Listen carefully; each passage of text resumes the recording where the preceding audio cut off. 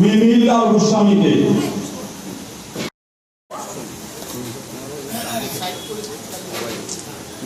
তার সঙ্গে বরণ করার জন্য অনুরোধ করছি আমাদের আসাম সরকারের আজকের বিশেষ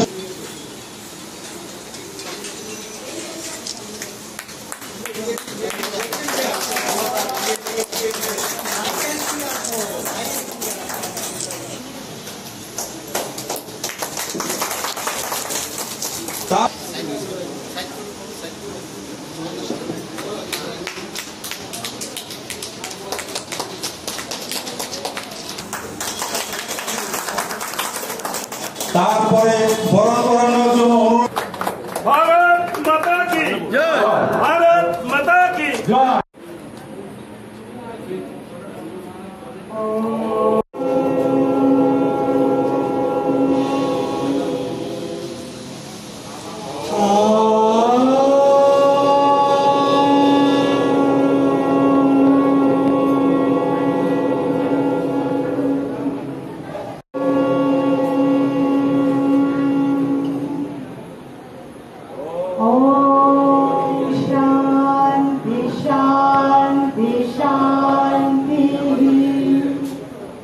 এবারে একাত্মতা মন্ত্র সেটা আমি একাই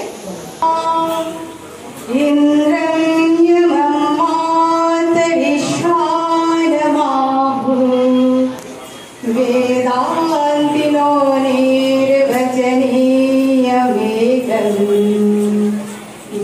ব্রহ্ম শব্দেন বিনির্দিশন্তি শৈবা विष्णुरिति स्तुवन्ति बुद्धजैना क्षत्रियकाले तीर्थसन्ता शास्त्रे एक एव प्रभुरतिप्रियः এবারে বিজয় মন্ত্র জয় রাম জয়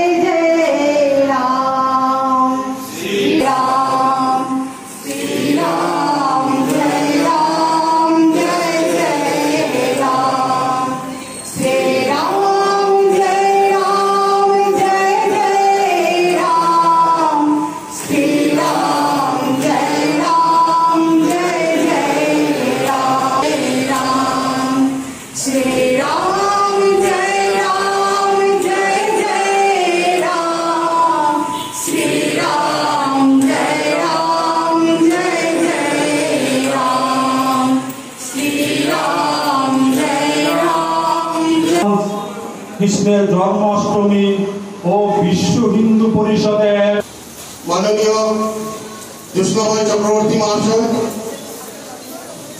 এই যে 61তম জন্মাষ্টমী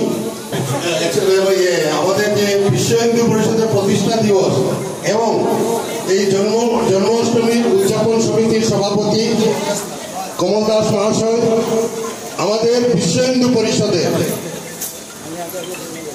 গুয়াহাটি ক্ষেত্র ধর্মপ্রসার প্রমুখ পূর্ণচন্দ্র মন্ডল, এখানে উপস্থিত আমাদের প্রাক্তন শিলচরের বিধায়ক শ্রী দিলীপ কুমার পাল মহাশয়, প্রাক্তন বিধায়ক শ্রী দিলীপ কুমার পাল মহাশয়, আমাদের হিন্দু জাগরণ মঞ্চের গুয়াহাটি ক্ষেত্রের আমার সম্মুখে উপস্থিত বিশ্ব হিন্দু পরিষদ, ভারতীয় জনতা পার্টি অঞ্চলের সৎসঙ্গ আশ্রমরত অঞ্চলের বিশিষ্ট ব্যক্তিবর্গরা এবং মা এবং বোনেরা, আমি যেহেতু তরফ থেকে, কেননা আজকে দিনই উনি রাত্রে 10টার সময় সরকারি কাজের জন্য, তা সত্ত্বে এবং এই জন্মাষ্টমীতে 1964 ইংরাজির বিশ্ব হিন্দু পরিষদের প্রথম স্থাপনা হয়েছিল। আর আমরা আজকের এই পুণ্য দিনে প্রথমে ভগবান শ্রীকৃষ্ণের শ্রীচরণে প্রণাম নিবেদন করে দু একটি কথা বলছি। আমরা সবাই জানি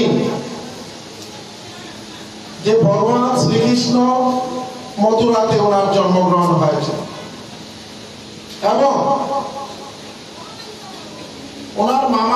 কংস,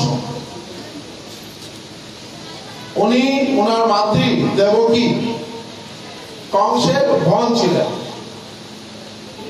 এবং উনি জানতে পেরেছিলেন যে অষ্টম সন্তান দেবকীর যিনি জন্মগ্রহণ করবেন ওনার হাতে কংসের নিধন হবে।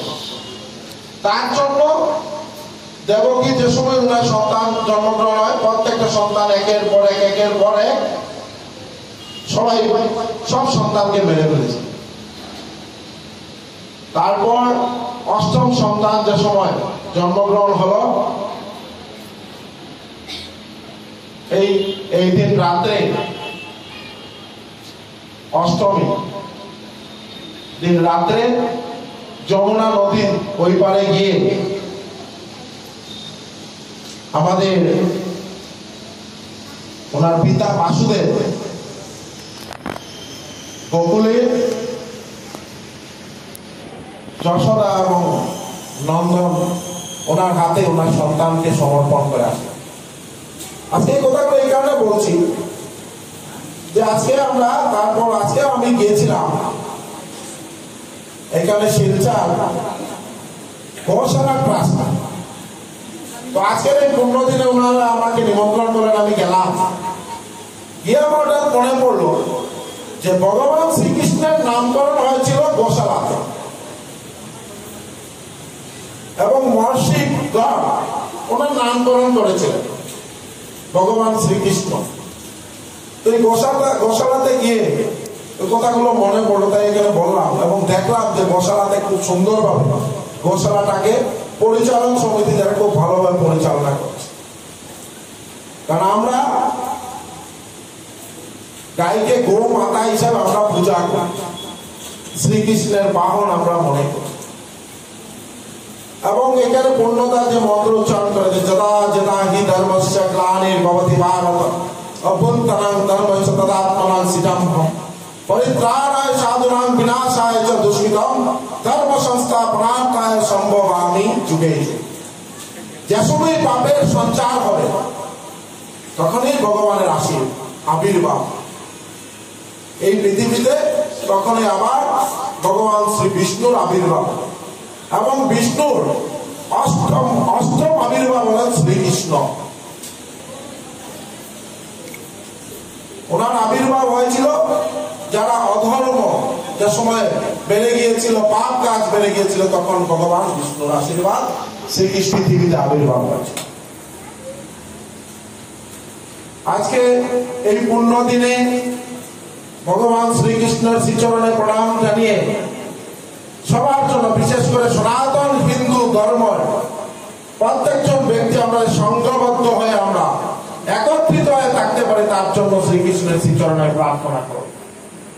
আমরা যে সময় দেখি যে কোনো নির্বাচন আসুক, কিছু আসুক, তখন আমরা জাত পাত ধর্ম জাতি, কে কোন কাজ, কে পাল, কে দাস, কে চক্রবর্তী, কে ভট্টাচার্য, এইভাবে আমরা বিবাদিত হয়। কিন্তু আমাদের বিরুদ্ধে যারা আন্দোলন করছে ওনারা এক ডাকে ওনারা এক হয়ে যায়, এইটাই ডিফারেন্স। তাই আমাদের সবাই এক হতে হবে। আমরা সবাই একত্রিত হলে অপশক্তির নাশ হবে। আজকের এই জন্মাষ্টমীর দিনে বললাম, ভারতবর্ষের উপর যে অপশক্তি তাকিয়ে থাকুক না কেন, ওনাদের নাশ হবে এবং নাশ অবিসম্ভব। সনাতন হিন্দু ধর্ম এই বিশ্বকে রাস্তা দেখাতে পারে, সঠিক রাস্তা সনাতন হিন্দু ধর্মই দেখাতে পারে। আজকে আমরা দেখতে পাই যে অন্যান্য ইসলাম ধর্মে ওনাদের পাকিস্তানে গেলে মসজিদে বম ব্লাস্ট হয়। বাংলাদেশের কথা ভিডিওদের মধ্যে যে সময় বেরিয়ে আসে, আমরা দেখলে অনেক সময় গায়ে শিহরণ দিয়ে। তাই আমরা সবাই এখন থেকে জেগে থাকতে হবে, তখনই অপশক্তির নাশ হবে।